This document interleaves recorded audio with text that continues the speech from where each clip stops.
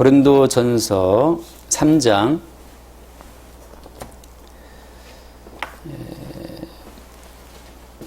5절부터 보겠습니다. 3장 5절로 9절까지 보겠습니다.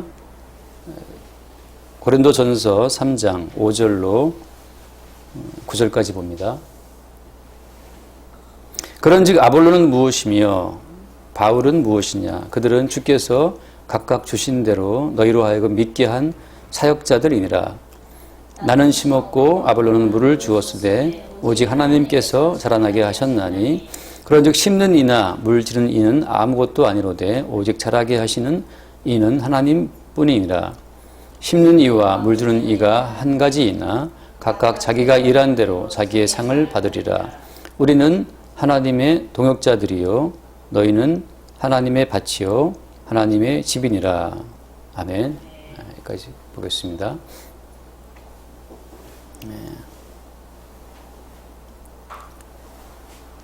옛날 얘기 한 대목 하자면 그 어떤 야트막한 담장 너머로 소뿔이 보였어요. 소뿔이 이렇게 쭉 지나갔단 말이죠. 그걸 보고 이제 보통 사람들은 소뿔이 보이니까 아 저기에 뭐가 있다? 소가 있구나라고 다 알 수가 있죠. 그러니까 보이는 현상, 보이는 작은 것을 가지고 그 밑에 있는 실상 소가 있다는 사실을 우리가 알 수가 있죠. 근데 이제 머리가 모자라는 사람들은 소뿔이 지나간다. 소뿔만 보겠죠. 그러나 이제 건전한 사람이라면 소뿔의 움직임을 보고 저기 소가 지나간다라고 생각할 수 있는 것처럼 성도는 어때요? 성도는 이 보이는 현상을 통해서 보이지 않는 하나님의 세계를 보는 사람들입니다. 이 현상은 사람들을 약간 미혹하는 게 있어요. 눈에 보이는 것은. 그러니까 눈에 보이는 현상만 우리가 믿게 되면 그 현상 배후에 있는 실상을 놓친다라고 하는 거죠. 그러니까 성도라고 하는 사람들은 이 보이는 모든 세계의 어떤 현상들을 보고 보이지 않는 하나님의 세계를 볼 수 있어야 한다는 거죠. 물론 그 자체가 이제 그런 안목이 주의 은혜의 안목인데 마찬가지입니다. 오늘 말씀에 고린도 교인들이 눈에 보이는 사람들을 보는 거예요. 눈에 보이는 사람들을 보고 아볼로다, 바울이다. 나는 바울에게 속했다. 나는 바울을 신뢰한다. 나는 베드로야. 나는 개밥하다. 이렇게 고린도 교회에 파벌이 생겼다라고 하는 거죠. 사도 바울은 간단하게 뭐라고 제압합니까? 야, 심느니 물주느니 우리는 그런 역할인데 그거 아무것도 아니다. 자라게 하시는 이는 하나님뿐이다 라고 이제 말을 하잖아요. 우리가 어떤 실상을 보는 자, 그 실상을 보는 자의 고백은 어떻게 알 수 있냐 하면 그 사람이 지금 실상을 보고 있는지 아니면 현상을 보고 현상에 미혹된 사람인지 어떻게 알 수 있겠어요? 인생은 참 복잡하잖아요. 인생이 복잡해 보여요. 인생이 복잡해 보이고 인생은 굉장히 뭐가 많은 일이 있어 보이거든요. 산다는 게 쉽지 않잖아요. 어떤 사람이 내 편인지 그것도 모르고 잘 알 수 없잖아요. 배반자인지 배신 때릴 놈인지 우리가 어떻게 알겠어요? 역대상으로 많은 어떤 그 왕들이 간신배들의 말을 듣고 어떤 정치를 그러시지 않습니까? 근데 그게 간신배인지 중신인지 어떻게 아냐고. 그 사람이 하나님의 사역자인지 아닌지 어떻게 알 수 있겠습니까? 그 사람이 신령한 성도인지 아닌지 어떻게 알 수 있겠어요? 지금 내내 하고 있는 말이 신령한 사람이냐 육신에 속한 자이냐 우리가 그렇게 말을 나누고 있는데 어떻게 알 수 있겠습니까? 신령한 자인지 아닌지. 성경은 오늘 말씀은 참 어떻게 보면 심플합니다. 현상에 미혹된 자인지 아니면 현상 너머에 있는 실상을 보는 자인지 구분할 수 있는 한 가지 기준은 뭐냐 하면 이 고백이에요. 우리는 아무것도 아니로되 하나님뿐이다 이거였죠. 우리는 아무것도 아니야. 바울 아무것도 아니지. 베드로 아무것도 아니야. 목사님 아무것도 아니지. 우리 목사님은 특별하신 분, 우리 목사님 훌륭하신 분, 이거 미혹된 거예요. 목사도 어때요? 아무것도 아니다라는 말을 할 수 있어야 됩니다. 정춘하 목사, nothing. 영어로 nothing 맞죠? 아무것도 아니다. 정춘하 목사도 아무것도 아니고, 조용기, 옥하는 또 누가 유명합니까? 아무것도 아니라고 말을 할 수 있어요. 그 사람이 지금. 그 보이는 현상, 정춘하 목사라고 하는 현상 너머에 있는 실상을 보는 자인데, 이게 현상에 붙들린 사람들은 실상을 보지 못하니까 자꾸 사람 때문에 시험에 빠져요. 사람 때문에. 사람 때문에 기분 좋았다가 사람 때문에 낙심합니다. 친한 친구? 아무것도 아니에요. 해하던 교회 교인? 아무것도 아니죠. 해하던 교회 교인들처럼 서로 안 친한 교회는 별로 없잖아요. 제가 여러 교회를 뭐 둘러봐도 우리 교회 교회들처럼 안 친한 교회도 별로 없어요.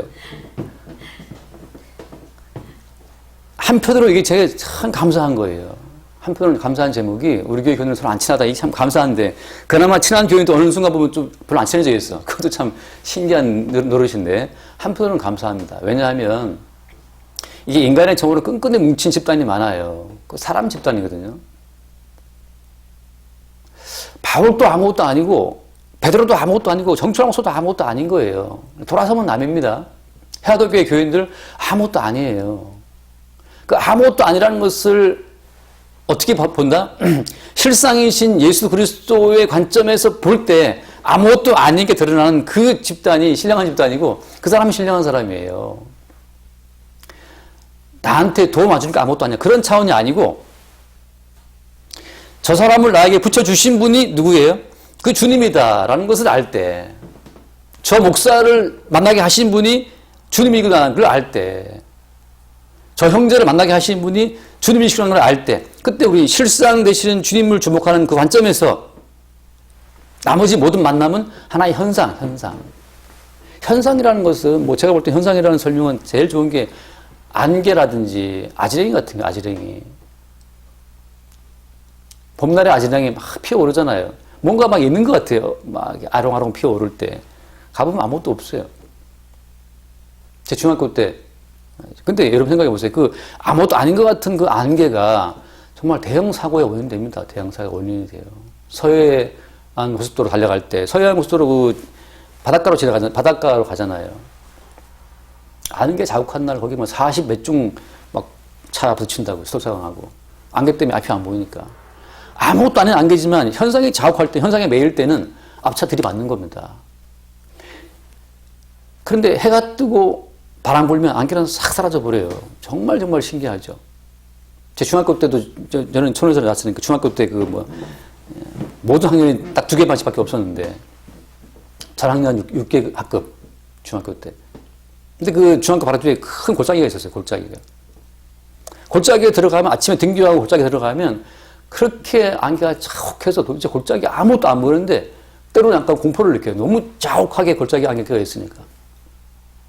근데 1교시 마치고 2교시 마치고 나와보면 햇빛 속에 안개는 싹 거치고 그 아름다운 골짜기가 쫙 드러나요.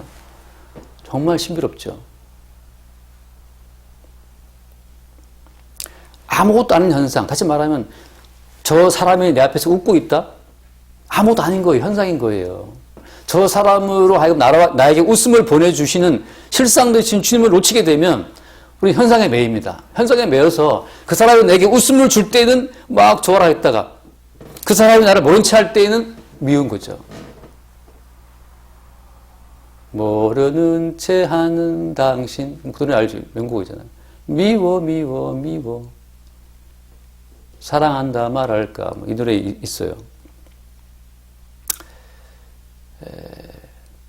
현상에 매이게 되면 현상에 보이는 다양한 어떤 그 형태의 변화에 우리가 매이게 되고 거기에 상처를 받고 뭐 힘들어하고 뭐 거기에 또 때로 자긍심을 품었다가 이 난리가 벌어집니다. 지금 바울이 말하는 것은 야 고린도 너희들이 바울의 말을 듣고 은혜 받아서 막 역시 바울이야 라고 했던 고린도 교인들, 바울이 편지에다가 강한 어조로 편지를 써보이니까 갑자기 바울이 싫어지는 거예요. 왜냐하면 바울이 대면할 때는 되게 사람이 좋아 보였거든요. 뒤에 고린도서 나오는 얘기인데 바울이 고린도 교인들을 대면할 때는 너무너무 사람이 좋아 보였는데 대면하지 않고 편지 써보낼 때는 너무 강한 어조로 써보내니까 이게 시험이 된 거예요. 나 바울은 싫어. 미워. 베드로가 좋아. 아볼로가 또 굉장히 말을 잘하는 사람이거든요. 아볼로가 웅변가예요. 헬라의 웅변을 일으킨 사람이기 때문에 그 웅변가의 요소라고 하는 게 있어요. 뭐 파토스니 로고스니 에토스라고 하는 그 3가지 요소가 있는데 그거를 구비한 사람의 연설이 막 감동을 주었다가 막 논리적인 어떤 지적인 충족감을 주었다가 막 그러니까 사람들이 또 아볼로한테 또 열렬히 또 좋아했어요. 그 사람이 혹시 막 감동이 밀려오네 하면서. 모든 게 현상인데, 그래서 이 고린도 교회가 찢어진 겁니다. 나는 바울에게, 나는 아볼로에게, 나는 베드로에게 이렇게 사람을 추종하니까 바울이 하는 말이 우리는 아무것도 아니다. 아무것도 아니다. 영어로 nothing. 아무것도 아니다.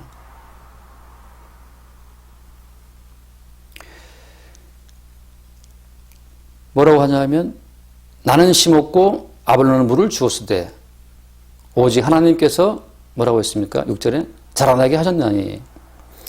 그런데 심는 이나 물주는 이가 아무것도 아니로되 자라게 하시는 이는 하나님뿐이시다. 이렇게 딱 말을 하잖아요. 나는 심었어. 아볼로 물 주는 자야. 그렇지만 자라게 하시는 분 하나님이시다. 이 말을 바울이 딱 함으로써 간단하게 정리가 되는 겁니다. 아볼로와 바울과 베드로 그 모든 이들은 어때요? 예수 그리스도에 붙잡힌 예수 그리스도 위에서 쓰여지고 있는 예수님의 손과 발에 불과했던 거예요. 제가 처음 들은 예화처럼 담장 너머로 솥불이 지나간다. 아빠 담장 너머로 솥불 2개가 지나가고 있어요. 아빠가 얘기하죠. 아들아 솥불이 지나가는 것이 아니고 소가 지나가는 거야. 솥불 밑에 소가 있는 거 모르겠니? 안 보이는데요. 담장에 가려서 좀 크면 알게 되죠. 그런 것처럼 우리는 눈에 보이는 사람, 그 사람 너머에서 그 사람을 움직이시는 하나님을 볼 수 있어야 비로소 실상에 대한 인식이 우리 가운데 있다라고 말할 수 있죠. 믿음은 바라는 것들에 뭐라고 했습니까? 실상이라고 했잖아요.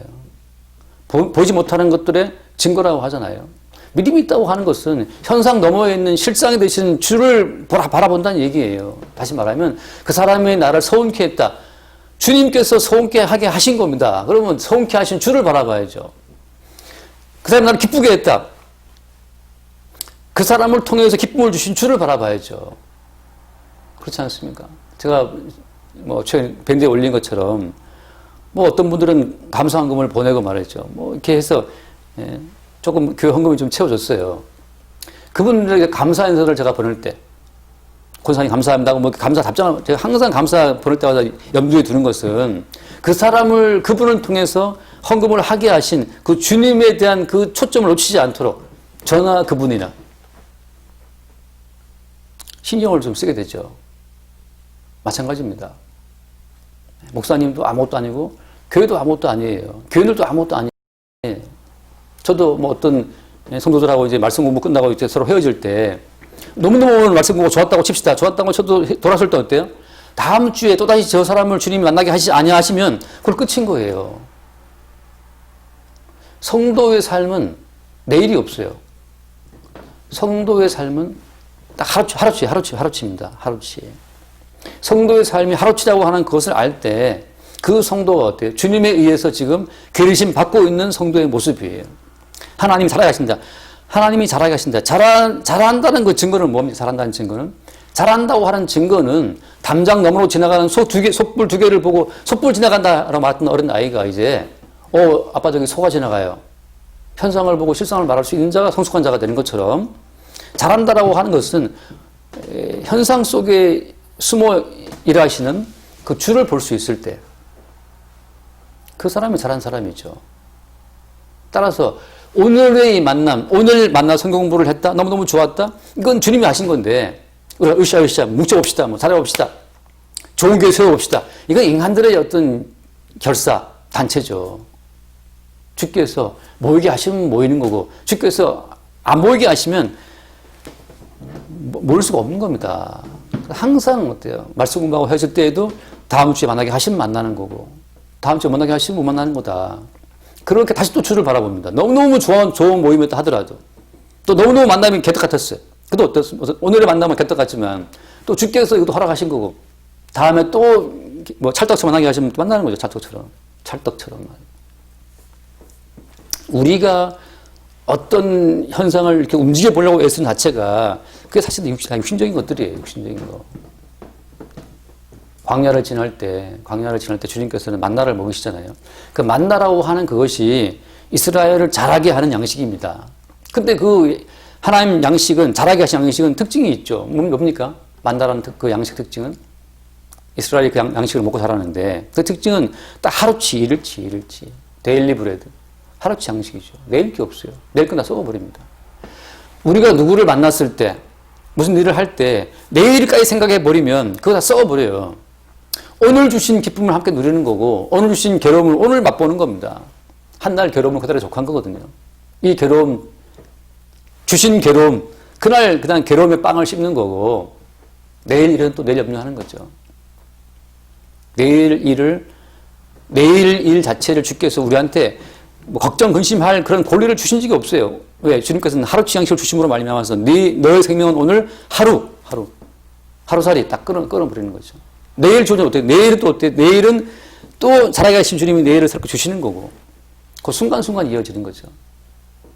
고린도 교인들은 지금 눈에 보이는 바울이나 베드로나 아볼로나 그들에게 속해서 그들과 함께 영구한 관계를 맺고 쭉 가고 싶어 하는데 그게 허상이라니까요. 목사님과의 좋은 관계 쭉 갈 것이다? 이거 허상입니다. 똑같아요. 저도. 어떤 집사님이 신실해. 쭉 갈 수 있을 것 같아. 그 집사와 함께 영원히 가야겠다. 허상이죠. 아니 부부도 지금 가다가 깨지는 판국에 그렇지 않습니까? 사람들이 왜 이혼합니까? 왜 교회를 떠돌아다녀요? 어떤 만남, 어떤 관계도 허상에 불과한 거고 항상 만남을 이었다 떼었다 하시는 그 살아계신 주님만이 실상이에요. 그래서 오늘 말씀 주제는 참 간단합니다. 그냥 nothing. 나도 nothing이고 너도 nothing이고 우리 모두 다 everybody nothing이에요. 오직 뭡니까? 우리에게 실상의 의미를 부여하시는 분은 주님밖에 없다. 주께서 우리를 살게 하심으로 우리가 살고 만나게 하심으로 만나는 거고 함께 기쁘게 하심으로 기쁨을 누리는 거죠. 그 외에 우리가 인위적으로 뭔가를 해봐야겠다고 하는 그 모든 것들은 그냥 우리를 얽어매는 하나의 사슬에 불과한 겁니다. 마귀가 돼서 웃고 있죠. 좋은 관계를 만들어야지, 인맥을 만들어야지, 사회성이 좋아야 되지 하고 뭐 이렇게 밀어붙이고 있지만 그 모든 것을 가능케 하시는 분은 주님이고 다만 우리는 어때요? 그때 상황에 맞게 그냥 할 뿐이에요. 그렇기 때문에 우리 자신의 행위에 의미를 안 두는 겁니다. 의미를 안 두는 거예요. 만나라고 하는 것이 매일매일 공급되고 이틀치를 가지고 있으면 썩어버리는 것처럼 영혼이라는 것은 항상 그 현재의 무한한 반복이 영혼이지 오늘 내가 있고 내일 모레 그렇게까지 쭉 그런 영혼이 아닌 거예요. 매일매일 새롭게 주어지는 양식 가운데 확인되는 하루, 그게 영생이라고 하는 겁니다. 그러니까 이미 나의 삶 자체가 지금 영원한 생명의 주인공이신 주님으로부터 내게 주어진 하루라고 하면 그 사람은 지금 영생을 누리고 있는 거고 영원하신 주님이 만나게 하신 만남으로 사람을 대하고 있다면 지금 우리는 지금 영원한 생명 속에서 교제하고 있는 거예요.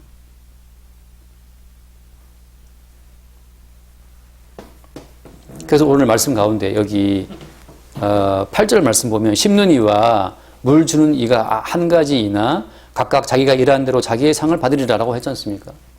상이 뭐예요? 이 많은 분들이 또 자꾸 내일을 생각해서 죽은 다음을 생각해서 무슨 상이 있겠거니라고 생각하는데 엄밀히 말하면 상이라고 하는 것은 이미 영생을 오늘 살고 있는 사람 입장에서는 이미 우리는 지금 영생의 상으로서 지금 살고 있는 거예요.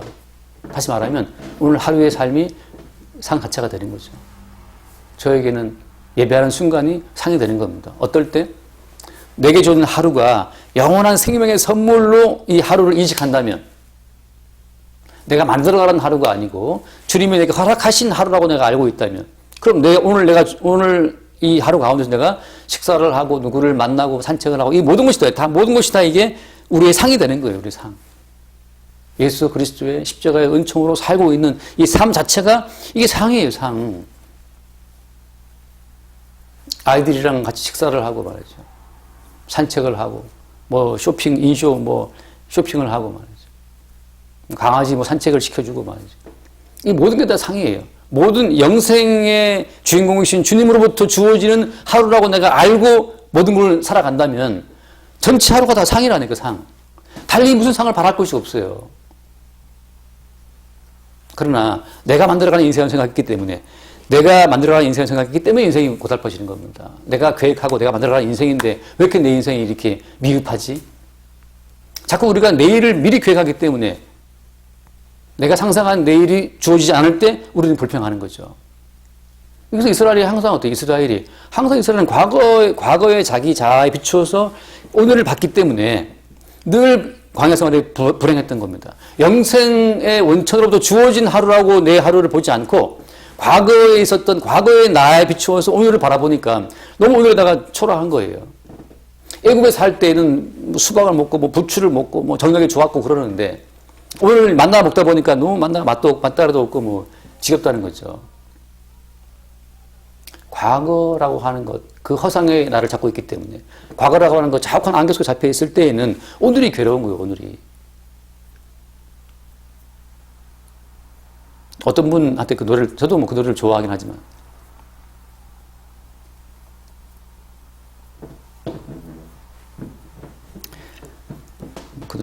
아무튼 그 노래는 넘어갑시다. 또 자꾸 노래 오늘 아까 한번 불렀기 때문에. 예. 대부분 모든 사랑 노래부터 사랑 노래의 모든 그 아픔이라고 하는 것은 다 과거의 현상에 매여 있기 때문에 이제 괴로워하는 거잖아요. 과거의 어떤 경험에 비추어서 오늘을 바라보니까 자꾸 우리는 허상에 붙들리게 되는데 주님께서 말씀하시는 겁니다. 아무것도 아니다, 아무것도 아니다. 심지어 어때? 과거의 그 기억조차 어때? 주님께서 허락하신 선물이었어요. 근데 우리는 그거 생각하지 않죠. 내가 오늘 당장 오늘 괴로우니까. 괴로움이라고 하는 것은 어떤 그 허상의 줄에 꽁꽁 묶여 있는 겁니다. 밧줄로 꽁꽁 묶어라 하는 거예요. 묶여 있는 이유가 계속 마귀는 우리를 묶죠. 과거의 기억으로, 허상으로, 어떤 그 순간의 어떤 이미지로 우리를 묶어 놓습니다. 주님께서는 모든 걸 말씀하시고 모든 것 낯승이고 살아가시는 분은 하나님밖에 없다라고 말씀하심으로써 우리로 하여금 자꾸 현상, 자욱한 안개, 그 안개를 벗어나서 안개를 밀어내는 진리의 빛을 우리에게 보이기를 보내주시기를 그걸 기뻐하시는 거죠. 오늘 건강하게 눈 떴다면 그게 상인 줄 아시기 바라고, 오늘 내가 움직인다면 그것도 상인 줄 아시기 바랍니다. 성도는 이미 장차할 상이 아니고 이미 상을 매일 받고 있는 거예요. 영원한 현재의 반복입니다. 영원한 현재의 반복. 9절 말씀에 9절에 우리는 하나님의 동역자들이요 너희는 하나님의 밭이요 하나님의 집이니라. 이 말을 하는 이유는 뭐 때문이냐면 여러분, 우리가 성도가 잘한다는 것이 성도가 잘한다고 하는 것은 방금 드린 말씀처럼 그런 흐름 위에서 성도의 잘함이라고 하는 것은 개별성을 자꾸 놓쳐버리는 거예요. 개별성을 잊어버리는 게 그게 성숙한 자의 어떤 하나의 현상입니다. 성숙한 자의 고백이라고 하는 것은 우리죠, 우리. 나를 주목하는 것은 그 미숙한 자예요. 나나나나나나나나.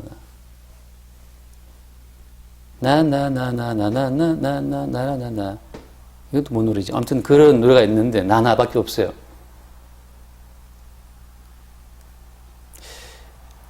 우리는 이라고 할 때 우리는 하나님의 밭이고 집이다. 성도가 잘한다는 것은 나의 개별적인 내가 잘하는 게 아닙니다. 내가 더 똑똑해지고 유식해지고 신령해지고 그건 잘하는 게 아니에요. 잘하는 것은 바로 뭐냐면 하나님의 집으로 그리스도 예수의 몸으로 지어져 가는 게 이게 자라가는 겁니다. 하나님의 집으로. 하나님의 집으로 지어져 갈 때는 어때요? 어떤 돌은 깎여 나가겠죠. 어떤 돌은 깎이고 어떤 돌은 더 확대되겠죠. 우리 모두가 그리스도 예수 지체의 한 부분이에요. 바울이나 아볼로가 다 마찬가지로 하나님 예수 그리스도의 지체의 한 부분입니다. 나 자신을 독립적인 나로 인식하지 않고 나가 그리스도 예수의 지체의 한 부분이라고 인식하는 자들이 그게 잘한 사람의 어떤 증거라고 하는 거죠. 나 중심으로 나를 보는 것이 아니고 내가 얼마나 기도를 많이 하고 성경을 많이 보고 헌신을 많이 하고 내가 더 성숙해졌고 나 개인의 성숙도를 가지고 나를 바라보는 것이 아니고 내가 나의 성숙도에 신경 쓸 필요가 전혀 없는 이유가 뭐냐 하면 머리 대신 주님께서 친히 주님이 주관하셔서 우리의 지체를 당신 지체를 세워나가시기 때문에 그렇습니다. 주님이 주의 지체를 친히 세워나가신다. 우리 모두는 주의 지체의 한 부분이라고 하는 사실을. 잠깐 말씀, 에베소서 말씀. 에베소서 1장 봅시다. 에베소서 1장. 에베소서 1장에 보면 에베소서 2장입니다. 에베소서 2장 20절 말씀입니다. 20절. 에베소서 2장 20절.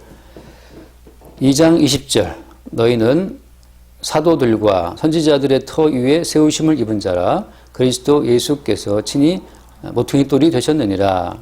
그의 안에서 건물마다 서로 연결하여 주 안에서 성전이 되어가고 함께 봅시다. 너희도 성령 안에서 하나님이 거하실 처소가 되기 위하여 그리스도 예수 안에서 함께 지어져 가느니라. 아멘.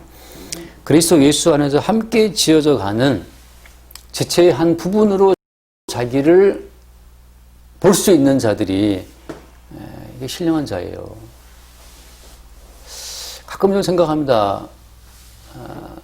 제가 예전에는 이재희 집사님인지 보고 있는지 모르겠는데, 이재희 집사님을 제가 이제 많이 예로 들어서 많이 좀 이렇게 뭐랄까요, 좀 안 좋은 점을 많이 얘기했잖아요. 그러니까 성도의 실수를 말할 때 항상 이재희 집사를 예를 많이 들었습니다. 그러니까 저희 아버님 들으시고 제발 그만하라고, 이재희 집사 들으면 이제 교회 안 나올 수도 있다 화나서 그렇게 저한테 조언하신 적이 있는데,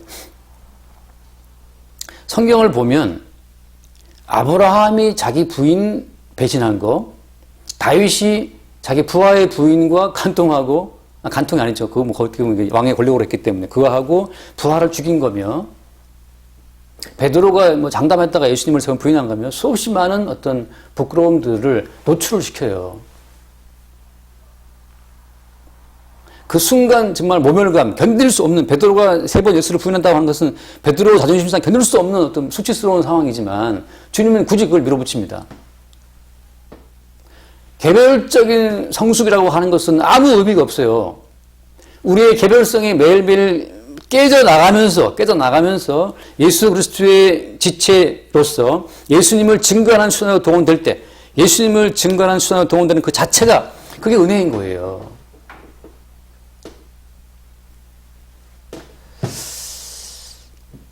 성도의 낮은 모습, 가늠하다가 현장에 잡혀가지고서 돌마다 죽방하다가 말이죠. 그 수치를 당하고 말이죠. 그 대낮에 다 둘러서서 돌 들고 지금 던지려고 하는 그 상황에서 얼마나 개창피입니까, 이게. 정말 개수모죠. 그 수욕을 당한 그 여자를 주님께서 당신의 복음을 증거하는 용도로 사용하시는 거죠. 예수 그리스도의 얼굴을 증거하기 위해서, 예수님의 주되심을 증거하기 위해서 그 여인은 그 진짜 인간들 세계에서 그 수모를, 개쪽을 당한 거예요. 이것이 주님의 지체라고 하는 겁니다. 주님의 지체. 주의 지체예요.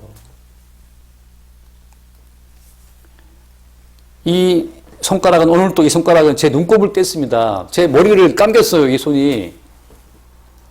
뭐 하려고? 얼굴을 빛나게 하려고. 얼굴로 해야 될 일을 하기 위해서 이 손은 오늘의 수고를 다 하고 있는 거죠. 이 설거지를 해야 되고 말이지. 성숙한 지체라는 뭐냐? 하나님이 잘하게 하신다 했는데, 잘하게 한다라고 할 때 그 잘한다는 뭐랄까, 잘한다고 하는 그 증거는 뭐예요? 증거는 개인이 아니고 몸을 생각할 때 그게 잘한 거죠. 저희 집 딸 4명인데 어린 딸과 큰 딸 차이점이 뭡니까? 전체 집안에서 내가 할 일이 뭔가, 집안을 신경 쓰는 딸은 장성한 딸이고 나밖에 몰라, 나밖에 모르는 딸은 어린 딸이겠죠. 잘했다고 하는 것은 뭐 나이와 상관없어요. 전체를 볼 수 있다면, 몸을 볼 수 있다면 그게 잘한 사람이죠. 근데 참 놀라운 건, 여러분 뭐 안심하십시오. 뭐냐면 우리는 지체고 머리가 주님이기 때문에 주님이 알아서 각 지체를 운영하시고 알아서 주님께서 잘하게 하시는 겁니다. 내가 잘하려고 애쓸 것도 없어요. 주님이 때를 따라 필요를 따라 우리에게 성령의 감동으로 몸을 바라보는 관점과 시각을 열어주시고, 몸을 위해 내가 감당해야 될, 몸을 위해 내가 더러운 일을 해야 된다면 더러운 일을 하게 되는 거죠. 아, 내가 또 실수했네.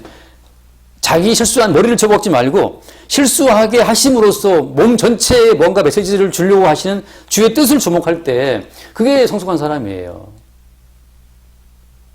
나 오늘 잘했네 하고 그 잘한 자기를 또 혼자 드담고 뭐 칭찬하지 말고 잘하게 하심으로 전체 몸의 유익을 위하시는 주를 바라볼 때 그때 성숙한 지체가 되는 겁니다. 성숙한 지체로 우리가 이 입증이, 증거가 되는 거예요.